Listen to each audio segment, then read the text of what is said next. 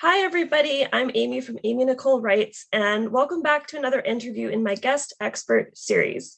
Today, I'm interviewing Danielle Gardner from The Quiet Marketer as she prepares to launch her book, which she'll tell us more about. And in particular, today we're discussing Chapter 12, Cause People to Pause. I'll let Dani formally introduce herself, and then we're going to discuss her unique approach to marketing for highly sensitive entrepreneurs, through the lens of her extensive knowledge of human design. Welcome, Dani. Oh, thank you, Amy. Thanks so much for coming into this conversation. And yeah, it's really great to be doing this. Thanks. Excellent. So can you explain to everybody watching what exactly quiet marketing is, just to give a little bit of background information? Yeah, sure. So a number of years ago, I came across someone and they happened to mention quiet and entrepreneur in the same sentence. And I was like, I don't know, it really struck me. And I guess being, I'm an introvert. And so I sort of have this, I love the quiet and I love, I also love socializing and all of that. But it was just like, wow. And then it really kind of stayed with me. That's what I'm trying to say. And then around about the same time, I started to really question everything that I was being told to do in marketing. And, in many ways, the starting point of quiet marketing was looking at what quiet marketing isn't. And so, in some ways, it isn't everything that you've been told to do. It isn't, the hustle and the striving and the trickery and the do this, that they'll do that, and all of those, even in communities that, I'm sure you're in, it's all put in a way that it's made to be very lovely. And, and at the heart of it, a lot of the marketing strategies are based on fear. So if I was to, at the moment, what I can say, and this definition will probably evolve over time, but this is how I see quiet marketing. It's about contributing to positive change in the world through your message. And a clear and powerful message or meaningful message is really a big part of this, I think, because when you have a powerful message, you don't have to shout as loud. You don't have to go, look at me, your message speaks, It's also about communicating your values. It's about rejecting, the trickery and the FOMO approaches. It's actually about prioritizing your well-being, which is something we're never taught to do in marketing. We're kind of taught to just suck it up, to do all these things, to shop all the time. And well-being doesn't even come into it, or your own personal temperament or design and that kind of things. And overall, like the really big thing about quiet marketing really is about trusting yourself more than you trust anyone else, even when everyone is saying and doing something else. If you have an idea, it's sort of like quiet marketing has like a boldness to it. And the people that I have worked with who over the years who have slowly implemented these things, this is what I see in them now. They're saying things that people are just not saying. They're having that boldness. So yeah, it's not about being timid or shy or being invisible. So That's fantastic. Yeah, I love what you said about the powerful messaging really being the foundation, and moving away from that sense of hustle, and also of having to show up in somebody else's framework, and really, using a toolkit to design your own framework to be discoverable, as you call it, which is so wonderful. One thing I want to ask you as well, Dani, is that on that note, a lot of marketing is geared towards getting people to sign up for your free things, like your email list, your freebie, your community, things like that. And you no longer follow this advice. Why is that? And what do you now do instead? Yeah, so one of the things that was a real catalyst to me doing things differently was I had some kind of group program, I think it was, that I had. This was like in 2017. And I just remember seeing, and this also taps in on pricing. It didn't cost very much, right? It was under $100, and I had a good uptake of that. But what I noticed is, first of all, and this is I was first getting into sort of courses and trainings and stuff like that. So I had this expectation that everyone who signed up would do it. And so when I realized that they weren't, I was like, oh, why is that then? And then I also noticed that some of the people who'd signed up for it were now talking about another program that they'd signed up for, which was in the same vein, which was many, many, many times more expensive than mine. And the thing was, they hadn't started mine. So it wasn't like, oh, they just didn't like mine, so they were moving on. No, they hadn't even started it. So I was like, this is really interesting. So I started kind of surveying people and saying, hey, look, I'm just curious, like, how come you signed up for that thing? Or how come, so I started asking questions, and it really became clear to me the impact of all of these strategies that were taught to push people over the edge to buy now without them really thinking it through. And so that included things like early bird pricing, countdown timers, fastest action, packing on the bonuses. This is a big one that I really still dislike. And of course, in my earlier times, I thought that was of real value when I was purchasing myself. I'm like, oh, and you get that, and you get that, and you get that. But I think most of us know now, you never even do the basic course, never mind the bonuses that might be offered. So it's like, I just have this moral stance now that it's like, no, I just don't want to overwhelm people. So yeah, it was sort of that made me start to think, wow, this is huge, and why isn't anyone talking about this? And I knew that I'd seen people talk about kind of a similar thing about people not doing or completing their trainings, and people would say, oh, it's not your responsibility, it's not. And I get that, but at the same time, I'm like, well, I don't want to take responsibility for other people, but I also don't want to be responsible for the mindless purchasing and overconsumption and overwhelm of things. So that's why this chapter that I wrote was all about, how do we, cause people to pause, Yeah. And there's a few more things that flow into that, but I think maybe some of the other questions might tap in on that. So I'll pause myself for a moment. Yeah, on that note, what is your approach to pricing these offers that are more curated, more thoughtfully created than some of the other course offerings out there?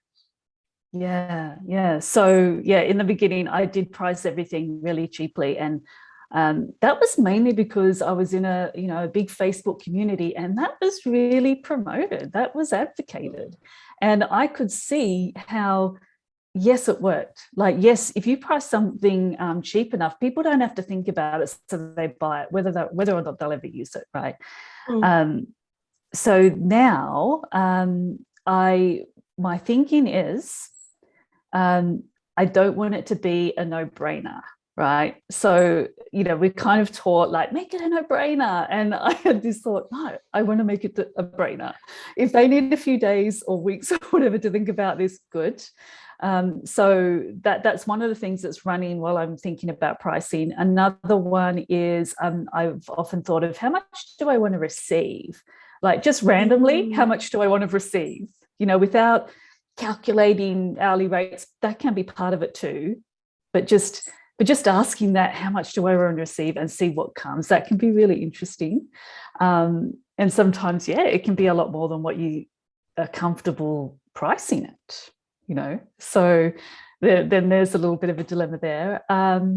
Then I have kind of done calculations before when I'm not totally sure, like, okay, well, if I was showing up, what does it cost me to show up, or not what it costs me, but what do I want to receive to show up? I guess that's probably the way. And so then in that case, I may be looking at my hourly rate, and then if it's a group thing, number of people, and then what's, so I can do some of those rough calculations. And then the other thing, which in some ways might sound a little bit contradictory to what I have already said in our conversation, but let me just, this is a sort of a recent thing, right? So, I talked about early bird stuff. So I actually stopped doing all sorts of early bird anything, right? It's the price is the price and that's it. However, just in the last 6 months, there are a few times where, and I guess this is all part of me getting more and more in tune with what's going on in my body. What makes me anxious, what makes me freak out, So I knew that if I put out like a group program and it involved me showing up, this particular thing is only for me showing up. It's not for courses that this is only for me showing up. Right. It made me really quite anxious to go, is this going to happen? Is it not going to happen? Do I need to keep this space, free or not? And it would just be on my mind. It would make me feel awful. And I just couldn't handle the waiting, and I know people like to wait. So I thought, you know what? Okay, all of these things that I've said, but there's also there's the self-care for the world, right? But there's also self-care for me. So I thought, okay, this is what I'm going to do. I'm going to try this. I went back to how many people would I need for me to be comfortable to show up, right? And then I'd come up with that number, and then I was like, right, okay, I'm going to offer the first, say, 8 places at this particular rate. And because most of my group things, especially if it's only like a 4-week thing, they're really not that expensive anyway. So, we're not talking about it's going to be 1,000 instead of 3,000, that kind of carry on. Like I would never do that.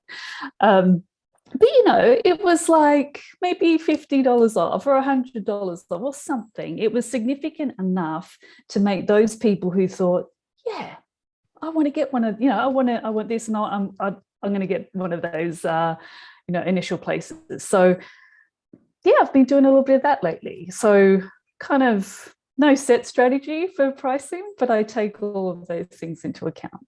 Well, I love your intuitive approach to business and how the strategy is really based on responding. I believe you're a generator like me, correct? Yes. So responding to what you were seeing in terms of, just not only what work for the people in your community, but what works in terms of your self-care and what is that number that makes you excited to show up and deliver your best work. So I think that's wonderful.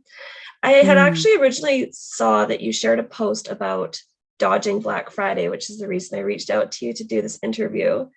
Can you share a little bit about your philosophy around dodging Black Friday?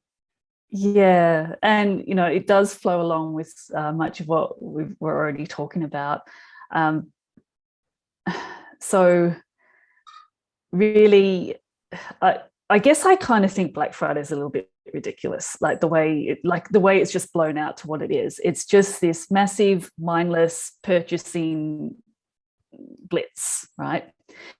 And for me, I guess I both don't do it, but I guess the especially what that particular blog or little post was about was like I wanted to protect myself personally, because I didn't want to be tempted from seeing stuff that I don't really need, but just because it's got this massive discount, like I'm tempted as well, just like everyone else. So my best strategy is to not minimize my chances of seeing it. If I can't sign up for stuff that I don't see, right? So one of my approaches then, I thought, right, how am I going to do this? This has been going for a few years, this little, what do you call it, a filter, that's right, in my email. Anything with the word Black Friday. And then, of course, what I realized was that Cyber Monday deals were getting through. So it's like, and Cyber Monday and whatever friggin' other name they come up with is going to be added. But like it doesn't go to my inbox. It goes straight to either archive or delete it or something like that. So I think that can be a really nice strategy to sort of just keep us calm and stable as a customer perspective. I guess my thoughts on discounting in general mean that I don't do that. the last time I did do a discount, which I may think of doing it again. You see, what I don't like is putting a discount out to get in the new customers, because you kind of attracting maybe the wrong audience. Like if your stuff's normally up here and you're bringing in people down here, then they're going to get a rude shock when they realize that the rest of your stuff is nowhere near that price. So for that reason, I don't think it's a good idea. But what I have done to students who have already purchased one of my tiny courses, or are on my list actually, is I've offered like a birthday sale for myself. So it was like 20% off any of the tiny courses. And that kind of feels nice to do that as a, my existing client and customer base. I love that. I think that's a nice way to celebrate. And like you said, they're already familiar with your work and your price point. Yeah. So this is more of like not a reward for loyalty, but like you said, there's not the shock of bringing someone in at a much lower price and then selling them into a higher offer. My last question is about money back guarantees. So these are very commonly used on sales pages to address objections. What are your thoughts on these? Yeah, so I have started putting on my tiny courses. So under the terms and conditions, it just says something like, please read this mindfully. Please understand what you're signing up for. There are no refunds if you don't like what I say or if you didn't realize what you were getting, something like that. And it felt really cheeky to do this, right? There's a few things I've done that I'm like, that's really cheeky, Danny, because everyone, promotes, money back guarantee. But, I saw it like this. The reason I was prompted to do it is because in the cases where there had been requests for refunds, just how it went down, I could tell they had no freaking idea what they were really signing up for, there was actually even one case where it was a one-on-one session and the person simply didn't like what I had to say, basically. And it I don't know, something happened and went really bad. And I'm like, yeah, you kind of, you pay for my time. Like this, I'm not one to actually make these, huge promises of what you're going to receive. So I sort of started wanting to let people know, like, yeah, like if you don't like what I say, it only happened once, really. So, but so in other words, like, pause. Don't sign up for this straight away. If after reading this makes you go, oh, good, because I and it's a lot of work.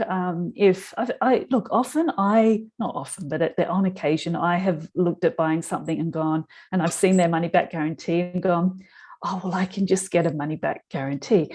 That makes me not read what I'm getting into so much. That makes me a little bit less committed, And so I don't want to set that up, because there's also the administrative side of, well, then if you might get a lot of signups that way, and then you'll also get a lot of refund requests, then someone's got to process those requests, So yeah, I've just decided not to do it. And when people see it, they actually, like, people I work with, they're like, I like that. I really like that. That actually makes me feel good. And I'm like, yeah, right. It's cool. It's our business. We get to say how it goes. Of course, there are certain business products and services that if you don't get what you receive, obviously, whatever, there's laws around, getting a refund, but I'm not really talking about that kind of thing, Yeah, of course. Well, Danny, this has been such a wonderful conversation. I know your book is still improving, but are there any details you can share with us around the release of your book? Yeah, the 5th of December. Sorry, I dropped it on the floor. Let me show you. This is my print proof. So it's going to be available on the 5th of December.